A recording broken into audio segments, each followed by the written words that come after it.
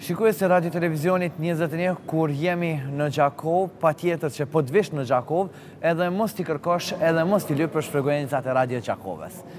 Po, në Radio Gjakov, pa tjetër që është një njeri i cili e udhëheq tash e sa vite, një njeri i cili jap kontribut pikrisht kësaj radio dhe të mbjetoj tash e sa vite, është Skënder Gola. Kam kënaqësinë se të kam në studion e emisionit Një Kafe me Labin në qytetin e juaj Gjakovës.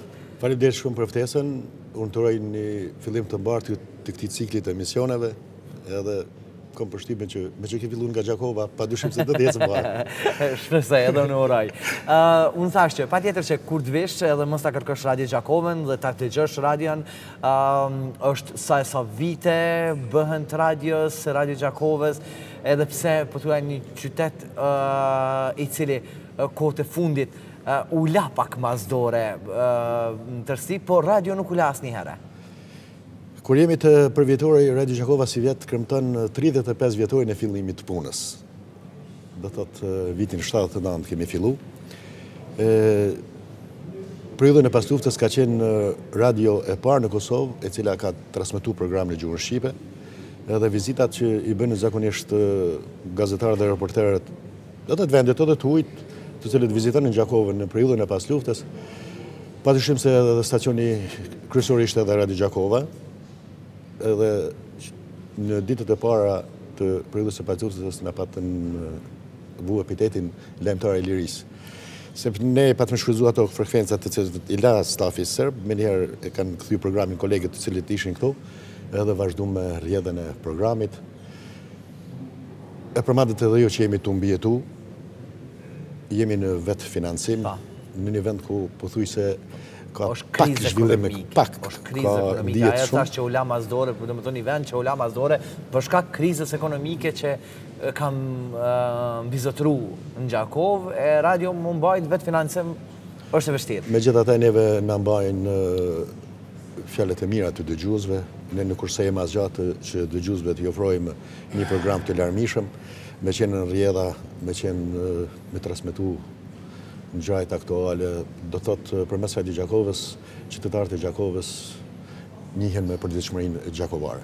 Kemi një staf që krijojmë vetë lajme vetanake, kryesisht të komunës së Gjakovës, ndërsa sa i përket informatave nga regioni edhe nga vendi i shfrytëzojmë në frekuencat e Evropës tjera dhe zërit e Amerikës. Po. Zakonisht ne si televizion, domethënë radio dhe televizion që jemi radio televizionistë ne, periudhën e zgjedhjeve u shpallëm si televizioni i paanshëm, edhe morëm çmim. Kurse Radio Gjakova është e paanshme. Padyshim këtë na kanë komunikuar edhe Komisioni i Pavarur për Media, ku na takun mediat e regionit në pej rreth monitorimit cilat i kanë bërë, kanë folë shumë fjalë mira për Radio Gjakovën, nuk kanë pas asnjë subjekt politik në ndonjë vretje rreth kësaj. Këtë ne vazhdojmë ta ndjekim që me qenë të paanshëm, pasqyrojmë realitetin e gjitha subjekteve politike, të gjitha aktiviteteve. Shpesh na ndihmojnë edhe gazetarë të tjerë të cilët punojnë në media të ndryshme që janë korrespondent nga Gjakova, vetëm për dëgjuesit që me qenë sa më të paanshëm edhe me lujt misionin si duhet. Po. Një farë mënyrë keni edhe respekt shumë të madh për qytetarëve të Gjakovës. Realisht po. Janë thirrje telefonike, janë tash përmes rrjetit social. Po sa që është gjakovarë të cilët jetojnë në botën e jashtme janë shumë dhënë pas Radio Gjakovës. Po, tu i falenderoj teknologjisë informative tash po dëgjojnë përmes internetit edhe programin tonë. Po, po thuaj që secilin informacion sa i përket Gjakovës e marrin nëpërmjet Radio Gjakovës. Stafi brenda për brenda sa veta keni tani se është mbasi është vetë financim, pak është vështirë me 11 veta jemi staf i rregull. Çdo mëngjes bëjmë kolegjiumin e gazetarëve, i ndajmë detyrat e punës. Kemi 10 të rinje të reja vullnetarë, të cilët i marrin programet e moshave të tyre, po aq kemi numër edhe të fëmijëve, kemi edhe program për fëmijë, i cili është 25 minuta prej orës 15 deri në orën 10:30. Do thotë programi është i larmishëm, është për të gjitha moshat.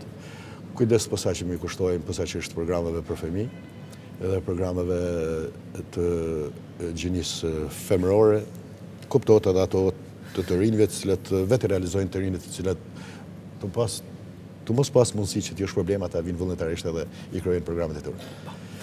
Pa tjetër që jemi bashkë këto, unë nuk di problemet, cilat janë problemet e fundit Gjakov?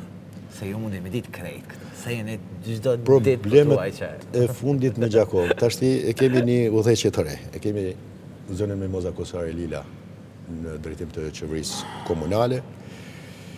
Kemi vrejt që ka pas në fillim disa vështërsi rreth sigurimit të landëve djegëse, posaçërisht për ngrohtorin e qytetit të mazutit, pasi sigurimin e të ardhurave personale të stafit i cili punon në ngrohtorin e qytetit, ku është i përfshirë spitali regional, pastaj shkollat, ka bërë sigurimin edhe të landëve djegëse, cilat në shkollat, në fshatat, cilat domethënë kanë ngrohen vetanake dhe ato të qytetit, cilat nuk janë të lidhura përmes ngrohtorës së qytetit. Mirë po, shpresoj që me energjinë që ka dhe me stafin që është të bën nga dita në ditë, kam përshtypjen që do t'ja del marë. Po, sa i përket infrastrukturës, sa i përket pastërtisë, spitaleve, gjitha këto, ka probleme? Kur jemi tek spitalet qendra kryesore mjekësisë familjare ka qenë renovim e sipër, mirë po sipas informatave të cilat kanë dalë nga zyra kryetares, përkatësisht nga zyra Mimoza Kosare Lila, ajo është e bindur që qendra kryesore mjekësisë familjare, e cila është në pjesën në bërthamën e qashisë së vjetër në Gjakov, të mos ta ketë vendin aty. Bartet me një lokacion që është kuptohet pranë e kuvendit, është orientuar kryesisht në një ambient i cili është prapa pallatit të kulturës, të ndërtohet, kuptohet me donacione të jashtme, të ndërtohet i ri që nga themelet, edhe të bartet qendra kryesore mjekësisë familjare aty, ndërkaq për momentin qytetarët e Gjakovës shërbimet mjekësore janë të orientuar për qendrat e mjekësisë familjare që në përlagje të ndryshme të qytetit. Po, personalisht ju, domethënë, sa po e vreni domethënë atë ndryshimin tek qytetarët? Po anën e qytetarëve domethënë sa i përket. Është një entuziazëm kështu.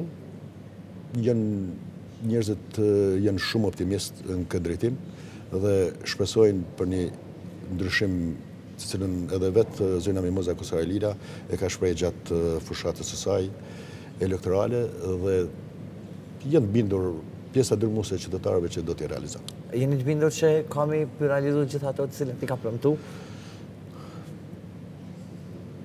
Unë e shpresoj që po, të paktën zakonisht premtimet nuk realizohen nga liderët, tash jemi dëshmitar të atyre cilat i premtojnë e sa i realizojnë, veç kjo ka energji të jashtëzakonshme dhe që shpresoj që pjesën dërmuese të tyre do t'i realizojnë. Në anën tjetër unë kisha dashur me të pyet personalisht raportet, si që ndrojnë raportet me kolegët e mediumeve tjera.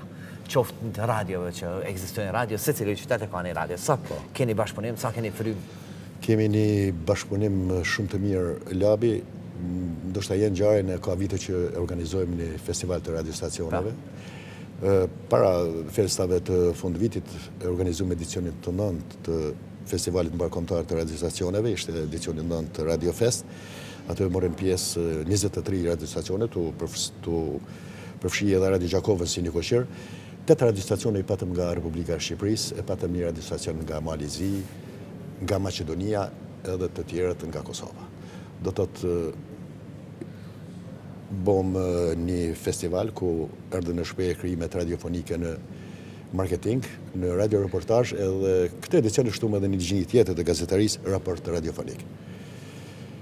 Çmimi i parë në raport radiofonik shkoi në Radio Shkupi, çmimi i parë i realizimit të reklamës apo spotit publicitar shkoi në Radio Fier, ndërkaq që çmimi i parë për radioreportazh në Shkodër. Bukur. Edhe është një interesant me theksu se festivali nga viti në vit pas gjen interesim shumë të madh, është një manifestim i aktivitet që pothuajse i veçantë, i cili të bën njerëzit që punojnë nëpër media, shkëmbejnë përvoja të ndryshme, ide kryesisht rreth krimeve radiofonike dhe mezi presin që një herë në vit të takohen në Gjakov.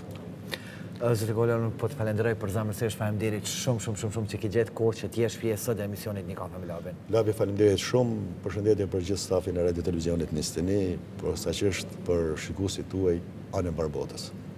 Kalofshi një vit të mbarë dhe të suksesshëm. Shumë faleminderit, inshallah ne takohemi dhe dëgjohemi. Patjetër, sukses. Qoftë radio, qoftë televizion. Faleminderit. Shikues të Radio Televizionit 21 ishte ky zoti Skënder Gola, kurse ju vazhdoni të jeni bashkë me emisionin Një Kafe me Labin.